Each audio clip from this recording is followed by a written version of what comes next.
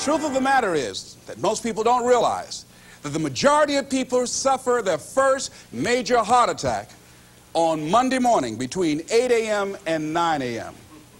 People getting ready to go to jobs that they don't like, jobs that are making them sick. What is it that you could love doing 7 days a week that'll bring a smile to your face? Think about that. You've got to start saying yes to your life. You've got to start saying yes to your dreams, yes to your unfolding future, yes to your potential.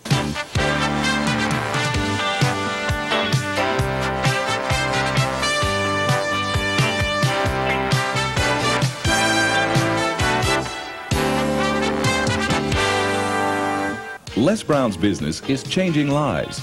He touches thousands of people each year.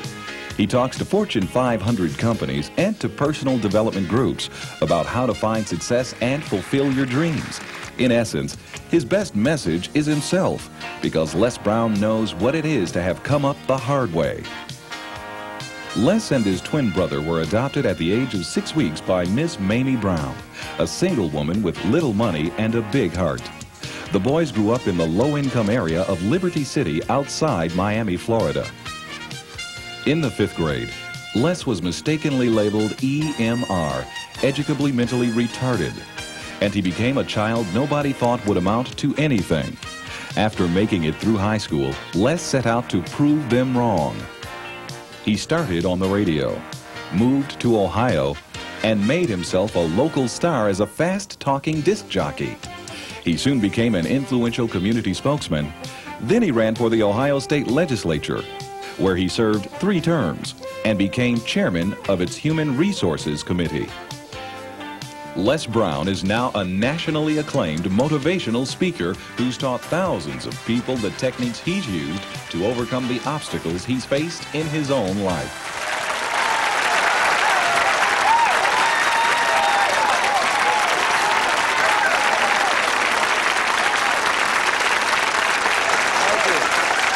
Thank you very much. Thank you. You guys look like you're ready. Repeat after me, please. This is my decade. This is my decade. You know, every year I used to say, this is my year. But ladies and gentlemen, one good year won't be enough for me. How many of you can use a good decade? Raise your hands, please. Fantastic. All right, now, here's what I want to do. I want to share with you how you can begin to make this your decade. How many of you know within yourself, if you ask yourself the question, have I done all that I'm capable of doing or being and living up to my potential, how many of you have to really answer, no, I have not done all that I can do? Raise your hands, please. Okay, very good. Now, here's what we know. That people don't do what they know in life, but what they do is they operate within the context of the vision they have of themselves. So what I want to share with you is how to begin to get a larger vision of yourself and how to begin to make this your decade. Because in order to do that, it's going to be very challenging. It's going to require a lot of work on your part, an ongoing process of personal and professional self-mastery. And it's going to require that you begin to see yourself worthy of the requirements in terms of effort, in terms of commitment, in terms of action, in terms of preparation, or whatever it is that you need to do in order to take your life where you want to take it. So one of the first things I ask you to do is I want you to look at your life right now and think about something that's important to you, something that gives your life a sense of value. Think about something that you'd like to have, or something you'd like to create for you or your family or for society. I want you to hold this thought in mind. Now, one of the first things I want you to do is don't worry about the inner conversation that you're going to have. Don't worry about how you're going to do it. That's going to come. You're going to develop a plan of action. You will find the way. You'll become the kind of person that can attract the people, the resources, and everything you need in order to make that become reality. But I want you to be mindful of your inner conversation. I remember once I was sitting in an audience, and Zig Ziglar, who I consider one of the greatest motivational speakers on the planet, he was giving a speech. And I was out in the audience, and I saw him going back and forth, and within myself I said, I'd like to do that. I can do that. And I leaned over to the guy next to me. I said, how much do they pay him to do that? And he said, $5,000. I said, I know I can do that. And I admired him. And then On the way home, when I was driving from Tampa, Florida, back to Miami, Florida, my inner conversation kicked in, and it said, Les Brown, you can't do that. You don't have a college education. Les Brown, you can't do that. You don't have the money. You don't have the contacts. You've never worked for a major corporation. What makes you think that you can make more in 1 hour talking than you've made working for a whole month? Now, I want to ask you a question. How many of you have ever thought about something you wanted to do, and you talked you out of it? Raise your hand, please. That inner conversation, ladies and gentlemen, is the reason that most people take their greatness, take their ideas to the graveyard with them.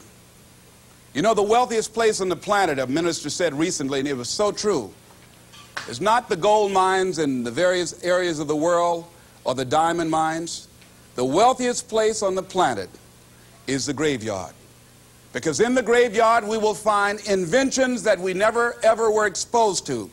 Ideas, dreams that never became reality, hopes and aspirations that were never acted upon, because most people allow that inner conversation, for whatever reason, to keep them from ever pursuing their goals.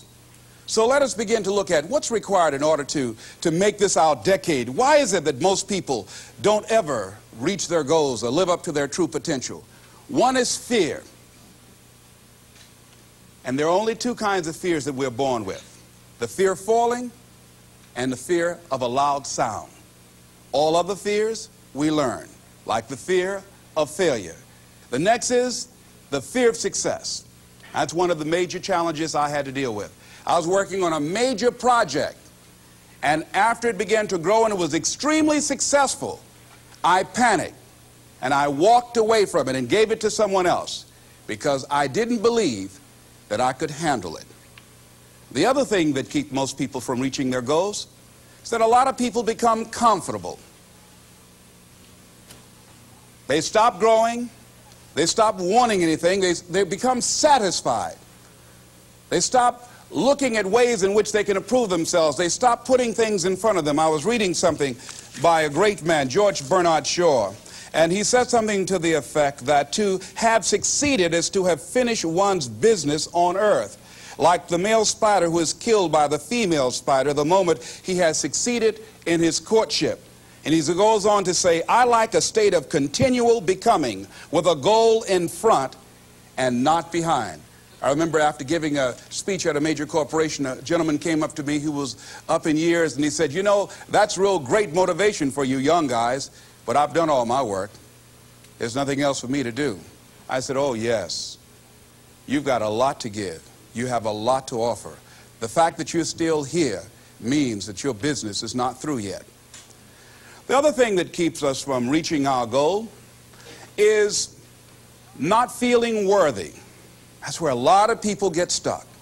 Because, see, when you don't feel worthy of your goal, you'll begin to unconsciously engage in self-destructive behavior, like procrastinating, constantly putting things off, squandering your time, and that's what life is made of. Something else that keeps us from reaching our goal, and that is many times because we spend so much time complaining and blaming everybody or everything. I'm reminded of a friend of mine who talked about the fact that one day he was walking by this house and some people were sitting on a porch, and there was a dog on the porch, and this dog was just moaning and groaning. So he was curious, and he asked the owner, he said, why is this dog moaning and groaning? And the owner said, because he's laying on a nail. He said, well, why doesn't he get off? He says, it's not hurting bad enough for him to get off. How many of you